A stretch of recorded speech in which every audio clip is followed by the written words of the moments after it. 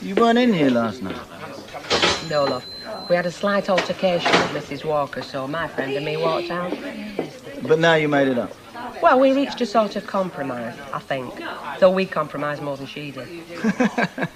It's you, you know. What is? A pub, working behind a bar.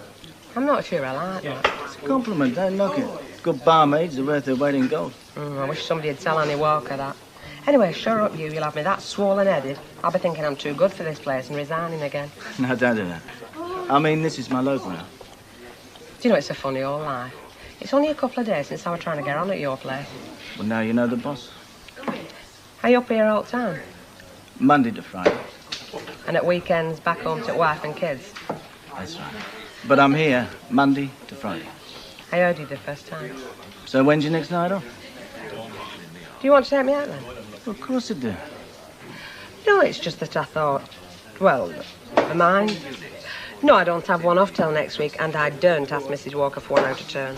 What's Mrs. Walker's weakness? Sherry. So I send her a couple of bottles. She's got a cellar full. Damn. Them two seem to know each other very well. Oh, yeah. Well, he's in here quite a bit. Is he? It though, really. What? That little elbow propped on that little van, that little arm going up and down, pouring ale in that great big cake hole. What great big cake hole's that? Stanley's, you've got to admit it's not the same without it.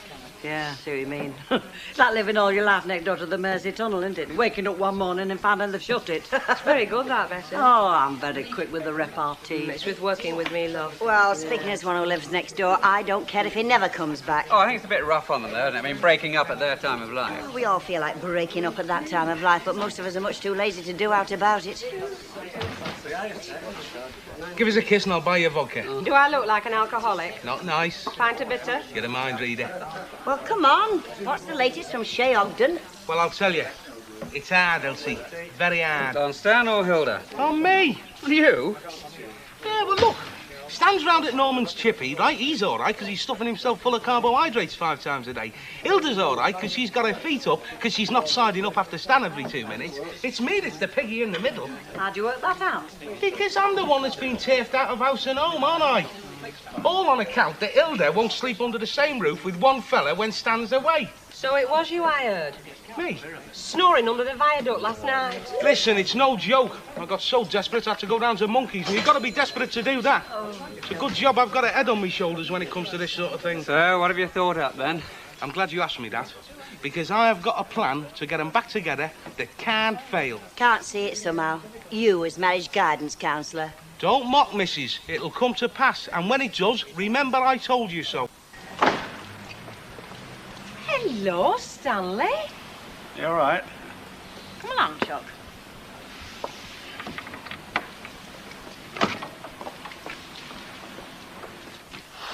Hey, guess who I've just seen? I've no idea. Stan and Hilda going into their house together, practically linking one another. Never. Honest, I wonder how he did it. Who? Eddie. Oh, nice smile. He's a nice fella. But, he's married, isn't he? I mean, there is a Mrs. Baldwin. Yes, love, there is. And there's a couple of kids. And he lives in London. And he stands 5'9" in his stocking feet. And he's an Aquarius. And I'm not sure if he's C of E or not, but I'll ask him. All right, don't try and be so clever. Betty, love, I'm not being clever. I'm just answering the questions to save you asking them. Don't bother. Just remember Gail. Why? Well, what? Why do I have to remember Gail? Well, you know what happened to her. Well, look what happened to me Auntie Flossie, but I don't spend my time thinking about her, do I? What did happen to your Auntie Flossie? Oh, shut up, Betty. I'm a big girl now. I'm a very big girl. And I don't need you clucking over me like a flaming mother hen. Oh, you know I'm only trying to help. Oh, no, you're not. You're sticking your big nose in. Oh, if that's the way you want it then. Oh, sit down, you daft devil. You don't know everything, you know. Hey, God. Betty, love, if I knew everything, I wouldn't be sitting in a dump like this, clarting my face up. And if you knew everything, you wouldn't be sitting there watching me. I know enough. I know what lonely young fellas get up to. Go on. Don't stop there. Tell us what lonely women get up to. You ought to know. You one yourself. Got nothing to do with it. Ha! Ain't it just? Frightened, are you? Oh. Shall I say it for you? How we spend our time looking at cracks in plaster, staring up at ceiling pretending we can see faces. How it's one knife, one fork, one plate, one cup, one saucer, night after night, morning after flaming morning. Well, I've had long enough at that. And if I can have a couple of weeks enjoying myself without hurting anybody, then that's just what I'm going to do. And that's all there is to it. And Betty, love, if you ever see me doing anything that you wouldn't like to do yourself, don't hesitate, Cock. You come and tell me. Husband, merchant navy. Oh, the letters I used to get. Not from him, mind you, from his girlfriend. There was one from a girlfriend in Singapore saying how much they were in love and how they were going to settle down. Him and the kid. And would I give him his freedom? As soon as he walked through that door at number 11, I showed him a letter. And do you know what happened? He didn't even remember her. That's the way it was. He used to come through that door with guilt written all over his fat chops. No court in the world would have blamed me if I'd chucked him out. But did I? No, I didn't. Kept hoping I'd turn him into a human being. And that's the way it is with Stan and Hilda. Well, she'll never make it. Oh, I'd never have taken him back. Oh, yes, you would. Something about that look when they come through the door. They look like mongrels. Either you take them in or the vet puts them down. And then there's the other side to it, of course. Sometimes out is better than not. Now, what Rita was saying to you this morning? Hang on.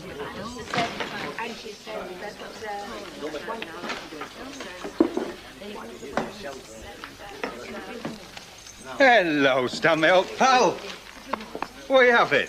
I'll have half, please. Half coming up. There you are. What did I tell you? Just like a mongrel. Hey, Vet. Mrs. Walker's not going to like that, you know. I'd get rid of it if I was you. Fred, love, if we got rid of everything Mrs. Walker didn't like, we'd have nothing left.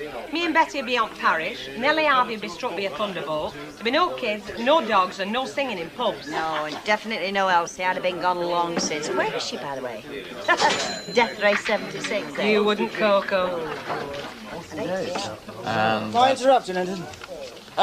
No, it's all right. I'm losing anyway. Must make a change. Here, there's that estimate you gave me on that conversion. Yeah, well, Langton did this. I didn't. No. What's the matter with it? You might well ask. This, Langton's plan for the job, plus his costing. Now, you look at that and compare the price of that to the other one. Oh, well, yeah, I didn't know about that. What do you mean you didn't know about it? You're partners, aren't you? What sort of firm are you running? Can you find a better one? At those prices, it won't be difficult.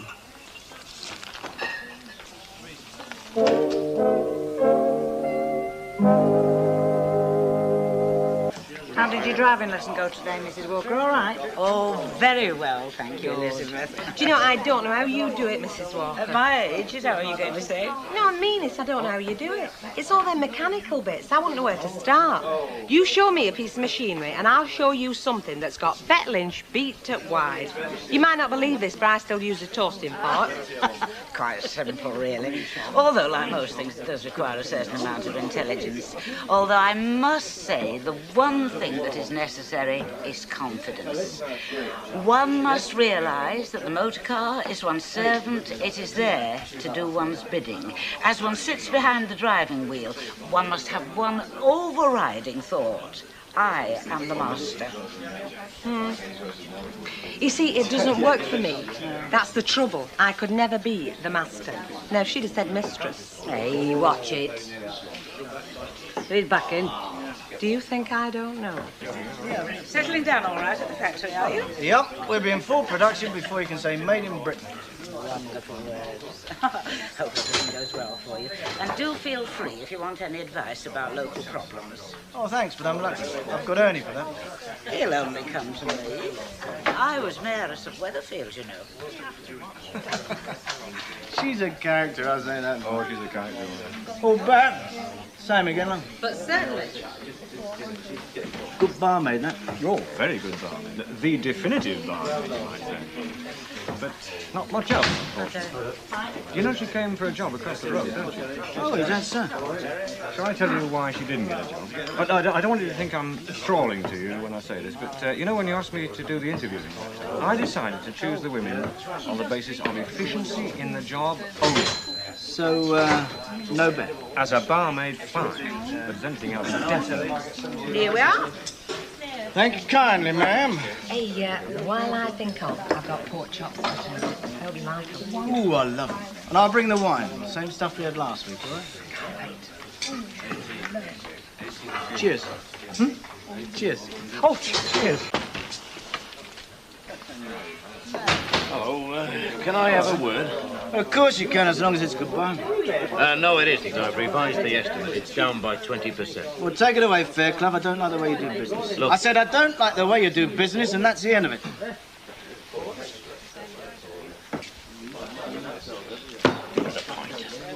What's up with you and him?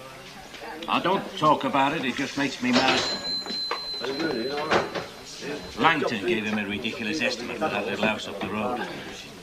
He's just about told us to get knotted. The point is, I agree with him, and that makes it worse. He won't listen. You know what I could do with? A friend of court. But I can't see any bishop doing much.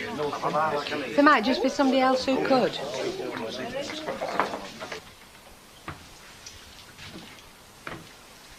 You know, you're not supposed to see it in a tip like this. It'd be like a little jewel tonight. I'm a people fella. Places don't worry me. All right, people, fella, sit yourself down. You might as well have a cup of tea while you're here. You know, I started my married life in a room like this. Ah, well, you've got to start somewhere. It's where you finish up that counts. And I've got a horrible feeling this is it. I don't know, you birds, you're all the same. You get to 30-ish and that's it. You think you're finished. Look at me. I'm just starting. Yeah, but you had something to start with. Oh, yeah, like what? I don't know, something. I'll tell you what I had, darling. Nothing and plenty of it. I lived with my mother in a basement flat in Bermondsey. I started a little radio and television repair shop in my bedroom. That's how I started. You know, you sound just like somebody else I know. I'm like nobody. All right. Don't jump down my throat. That's just what he'd have said. And he's just as independent and dafter with it. Boyfriend? Ex. Fairclough. How the hell did you know? I told you I'm a people fella. I keep my eyes open. You're having a barney with him at the moment, aren't you? I'd rather you didn't. Look, if you ask him to help because you like him, no dice. But if you don't... I don't like him that much. Not then anymore. Then I'm prepared to help. Well, why don't you turn that kettle off and come over there and tell me your life story? You make yourself comfy, darling. It's a shocker. I love to love you, baby. I love to love you, baby. Have you got a minute? Look, I've got some... Good evening. Now, can it be evening better when it's only 12:30 of dinner time? Oh, I see you being sarcastic, are you? Where have you been till now?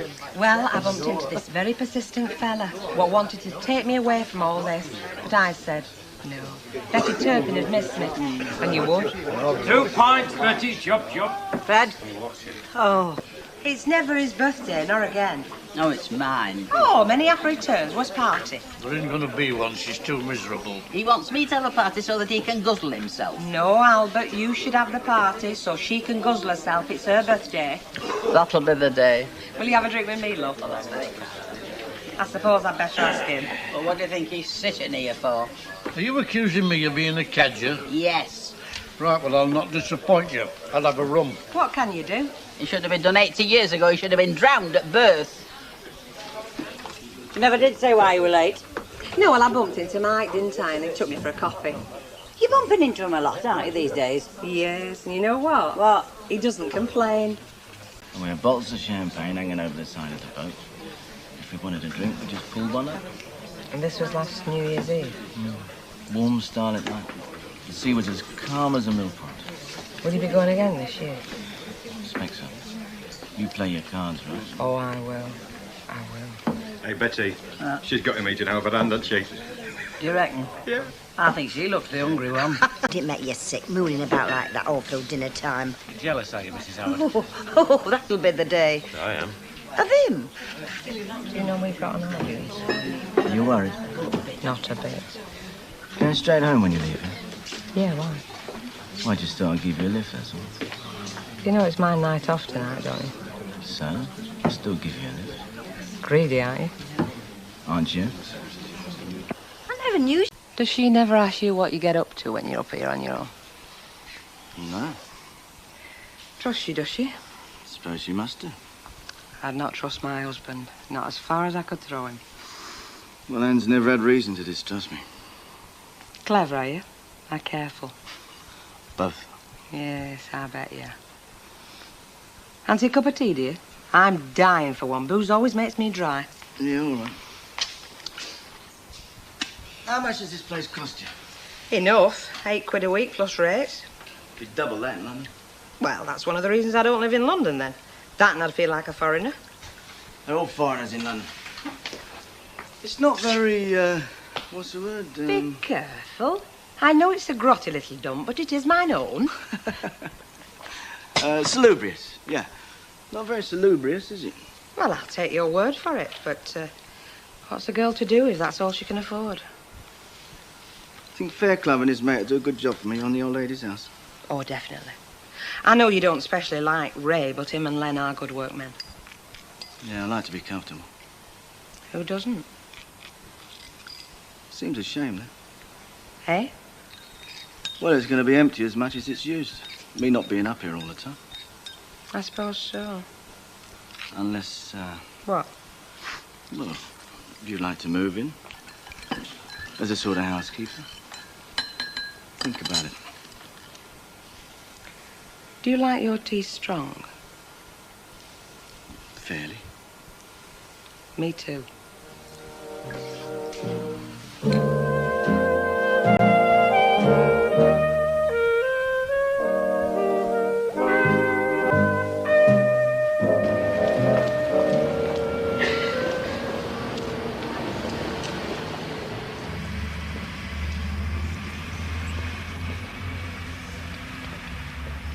Did you ever get the feeling you're being watched? Right. Let's give her something to watch then.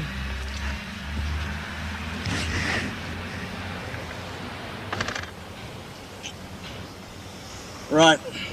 What's the verdict? I'm still thinking about it, Mike. What do you mean you're still thinking about it? Either you want to move in with me or... Look, it's no good weighing up the pros and cons of a thing like this, darling. You have to just jump in feet first. That's your way, is it? Never let me down yet. Yeah, well, maybe I'm getting a bit cautious in my old age. Look, I'd better be shifting. I've got work to do even if you haven't. Oh, Mike, well, whichever way, whatever I do decide. Thanks for asking us, eh? Anytime. Oh, well, there's just one thing, though, Ben. I won't ask a second time. House rules. So don't take too long making up your mind, will you?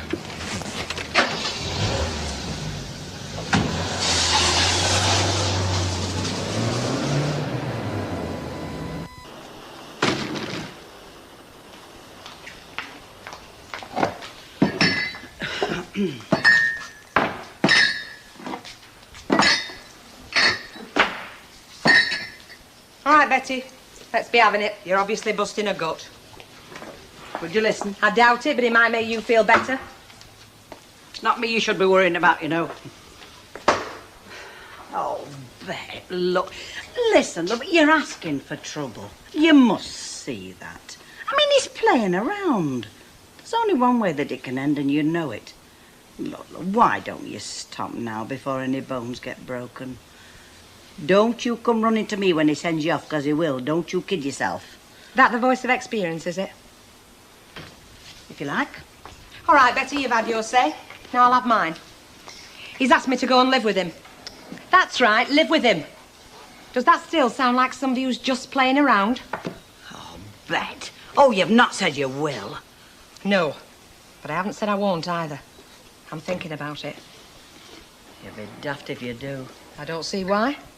Well, for one thing, lovey, think forward to the day when he's had enough of you and he goes back to his wife and 3 kids. 2 kids. And you're left high and dry, 'cause that's what's in store for you.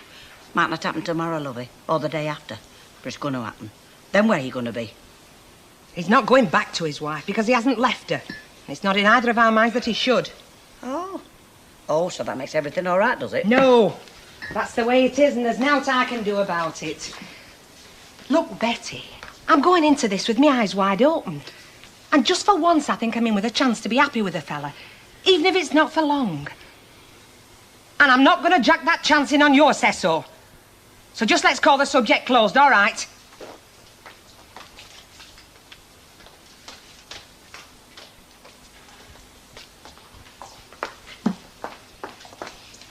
What was all that about? Oh, nothing, Mrs. Walker. Tell us, Ken, if you had to make your mind up about something, say something quite important, how'd you go about it? How do you mean? Well, do you weigh it all up in your head, the good and the bad, or do you just plunge in and hope for the best? Well, I always used to make out a list. I get 2 columns. In one column, I put all the points for doing it. Another column, I put all the points against doing it. I'd top them up, and the one that had the most points would win. And does it work? Well, the trouble is you cheat. You usually know what it is you want to do, even if it's not the best thing for you. So you make all sorts of excuses, and you put those down in the yes column. So you end up doing it anyway? That's right, yeah. Why, have you got a difficult decision to make? Could be, aye. Well, one thing's for sure. It's no good asking other people for advice. If you've got a decision to make, you've got to make it, because you're the one who's got to act on it. Any chance you're slipping out for a few minutes? Why, what's up? Something I want to show you. Fix it with Her Highness and grab your coat. She won't like it. Oh, chicken? I'll be right back. Mrs. Walker in the back, is she? Where else? How's my favourite barmaid, then? I've no idea. Why don't you ask her? Mrs. Walker? Do you know, Bet, this sherry is absolutely delicious, absolutely right for Christmas. Yes, Mrs. Walker. Mrs. Walker, I was wondering It's if I got the right balance of taste and body. Not much dearer than the old brand. Yes, Mrs. Walker. Mrs. Walker, I was wondering if I could pop out for a couple of minutes, only there's something I forgot to do. Can't it wait? Well, it's dead quiet out there. I'll be back before rush starts. Well, seeing you've got your coat on, I presume you've already made the decision. Thanks, Mrs. Walker. Bet! Ready? It's my smile that does it. Nobody can resist it. What is it you wanted to show me? Come and see.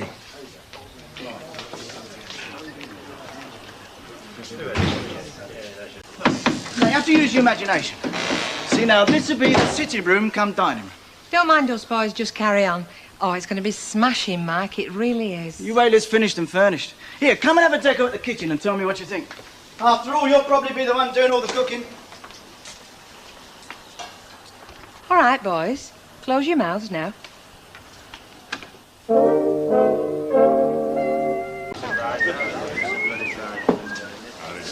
2 pints, is it? Aye. Mine was a milk stout. Oh, all right, Mrs. Sharple. Sorry, lads. That's all right, I'm not in a hurry, love. Of course, she'll have known for yonks. Of course she will. You know women, they don't even cross the street without talking it over first. Now what? Beth and Baldwin, they're making a double act of it. She's moving into number 5 with him. Cosy, innit? Of course, we don't know that for certain. Listen, when a fella starts showing a bird his kitchen and asking her where she wants her hot plate, it can only mean one thing. Come again? Do you mean he didn't know? I knew they were going out together. Of course, he's got it all worked out, hasn't he? He's got his wife down in London. Bet Lynch doing for him up here. You got to admire his style. And his flaming nerve. She must be crackers. I still say the houses in this street should be safe for them as live round here and not for some flabby night from London. Well, it's a free country, Mrs. Sharple. He'll be spending a great deal of time here, Mrs. Sharple. Well, then, in that case, he ought to bring that wife of his up here and make a home of But it. he's got business interests in the south. As far as I can understand it, he's going to divide his time between the two. That means that Minnie's house will be standing empty half the time, and the folks round here haven't even got a roof over their heads. That's a fair point, Well, isn't it? yeah, all right. Well, what are you going to do about it? Legislate against a fella buying a house because somebody else needs it more? Why not? Well, as I said, it's a free country. Ah, it's too free for some. And that's not all. He's asked her to move in with him, lock, stock and barrel. You joke? I'm not. She's got more sense. Bet knows the score.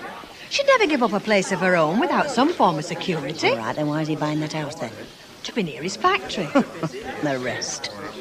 Do you ever look back on something daft you've done in your life and sit down and think, how come none of my so-called friends didn't lift a finger to stop me?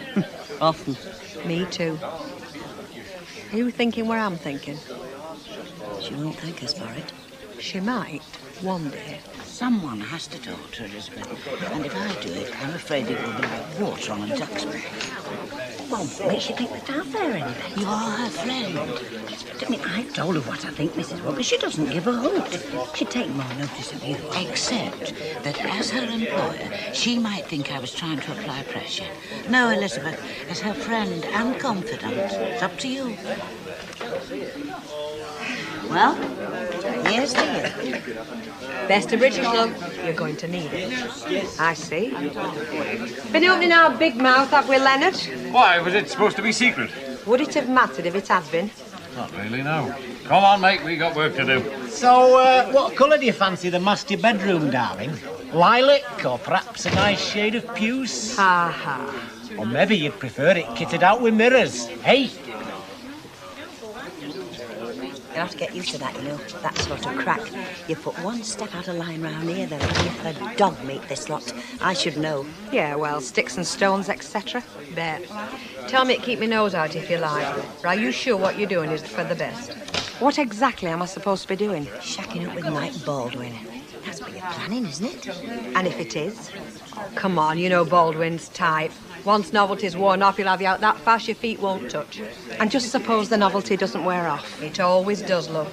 And don't give me the old one about being the exception that proves the rule. Look, supposing it doesn't wear off, what does it matter? He's married, happily or unhappily, and he's got a ring through his nose that takes him back from where he comes from sooner or later, you mark my words. Well, we'll just have to see, won't we?